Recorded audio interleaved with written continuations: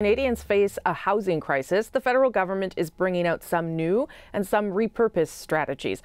Ottawa's resurrecting a post-war effort to ramp up housing through a prefab housing catalog, and it's getting more cities on board with their Housing Accelerator Fund. But is it happening fast enough? Fraser is the Minister of Housing, Infrastructure and Communities, and I caught up with him this morning. Minister Fraser, thank you for being here. Thank you for having me. You've got deals, if I'm counting right, Housing Accelerator deals with 12 cities, I think, so far. I guess Canadians want to know when they're going to start to see the results of these agreements. Well, you're going to start to see results in terms of the policy changes right away. In fact, we've already seen a number of the municipal councils that we've signed deals with implement the kind of reforms that are going to yield a benefit.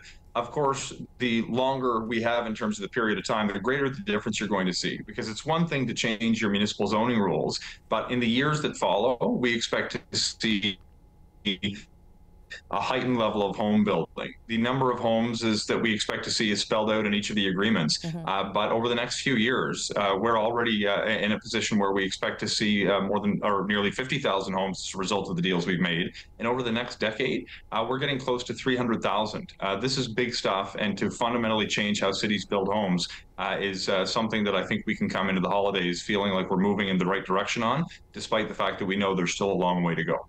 You had to cancel the initial agreement with the initial announcement with Vancouver on their accelerator a few months ago because of increased development fees, because you said that you were worried that that was going to create problems. Did those fees go away, or did you manage to get, or did you decide to accept them? Did Vancouver back down? How did that play out in the end? Sure. So just for clarity, the announcement that we postponed was not with the city of Vancouver, but with two cities within the Metro Vancouver region. Burnaby and Surrey. That's right. Nevertheless, the same issue applies Metro Van-wide. We've been able to work with Metro Van and with the province of British Columbia to create a path forward. Now, we haven't finalized all of the deals that we may be making in the greater Vancouver area.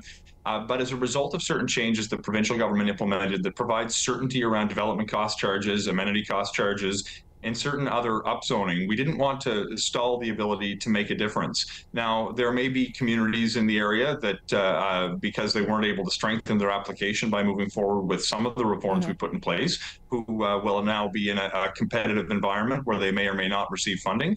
But we felt comfortable, given the ambition of the City of Vancouver's application, that we could be moving forward, and we expect very soon to have further deals announced amongst Metro Van cities. Okay, Toronto, as you know, has applied for this fund. Well, a bunch of cities have, and you sent that one back as well, concerned about density issues, parking minimums. How soon will you be able to lock in a deal with Canada's largest city? Well, I was encouraged by some of the debate that took place at the recent city council meeting. You know, in our office, we're live streaming these council meetings because we really want to see the progress achieved with new rules put in place. There was some interesting debates with respect to some of the measures that we've suggested the City of Toronto should pursue, particularly around things like more density near major transit station areas. Our engagement with the city and the mayor's office has been excellent. As a result of one of the motions put on the table by Councillor Bradford, I feel we're going to be moving in the right direction. So the next step is that we will need to hammer out the deals of a formal agreement before we can lock something in. And keep in mind that to the extent that the city is studying or generating reports on issues now, we're only going to be in a position to flow the money to the city for the initiatives they're putting in place when those initiatives are actually implemented. So we're moving in the right direction. We have a little bit ways longer to go before we're ready to lock in a deal, but I'm very encouraged by the ambition coming out of the mayor's office in particular, and look forward to supporting their efforts to build more homes for the City of Toronto. Okay, the CMHC, as you know, last week said that housing starts in Canada fell 22% in November. Why is that happening? Is that just sort of the what's happening with the economy right now, that it is too costly to build?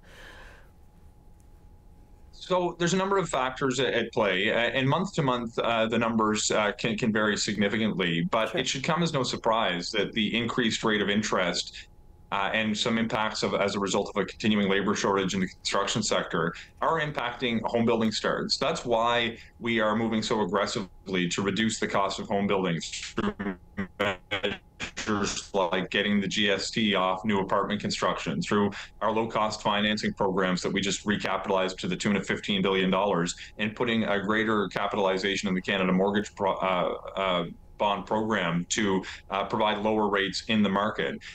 We have I expect you'll have noticed a marked change in the nature of our approach to housing over the past number of months, and it's to reflect a new environment. Our goal over the next number of months and years is to increase that base level of construction so the month-to-month variations will be less impactful. But if I look back to the time that we've been in government, we have now increased the pace of home building from fewer than 200,000 annually to now more than 250,000, despite some month-to-month fluctuations. So we expect over the next few months there will still be challenges, but as a result of the measures that we're putting in place, not just the Housing Accelerator Fund, but a number of the other measures I've mentioned, we do expect that over time we're going to see that number increase. So the numbers have given me some concern, but they don't come as a surprise. Yeah. They come as a reflection of the underlying problem which we've been working to address over the past number of months. I'm sure if the interest rate went down, some of those things would change as well. Would that be your assessment too? Certainly. Anything we can do to bring the cost of building down, we expect will result in an increased pace of building. One of the reasons that we want to continue to reduce the impact of fiscal measures on the inflationary context is to bring that rate of interest down. It has an impact on households when people go to renew their mortgages, or people who have variable rate mortgages, but it also has a systemic impact on the pace of building. When money is more expensive, you see borrowing happen less frequently. Yeah. So we're continuing to put measures in place in addition to monitoring inflation very closely. The additional measures are being really drawing into focus the need to reduce the cost of building by limiting tax or providing lower cost financing than can be received on the market through a program such as the Apartment Construction Loan Program, which is going to pass on lower borrowing costs in exchange for commitments that units being put up will be at and below what's currently existing on the market. Your colleague, the immigration minister, Mark Miller, the job that you held previously, has now capped immigration for 2026 to 500,000. There are labor shortages, obviously, in this country that make high immigration numbers necessary. But given the housing shortage, do you think now that the targets were too ambitious, that there should have been more awareness of the fact that there was not going to be a place for everyone moving into this country because there's just not enough houses for everybody? This is where we need to really communicate an understanding of the difference between permanent residency programs and temporary residency programs.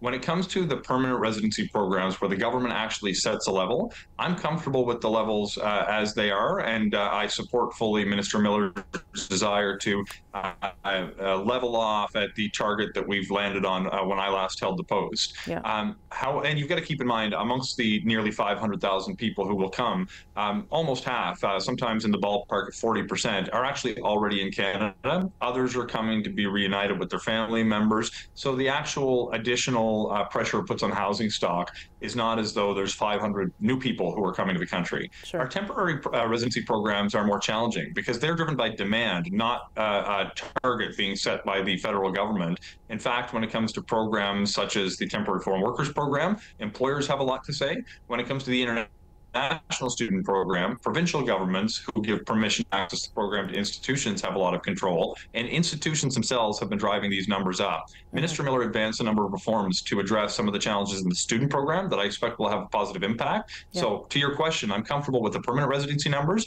but I'm glad to see movement on the reforms, in particular on the international student program. Okay, Sean Fraser, we'll leave it there. Happy holidays. Thank you, sir. A pleasure. Merry Christmas and happy holidays to you as well.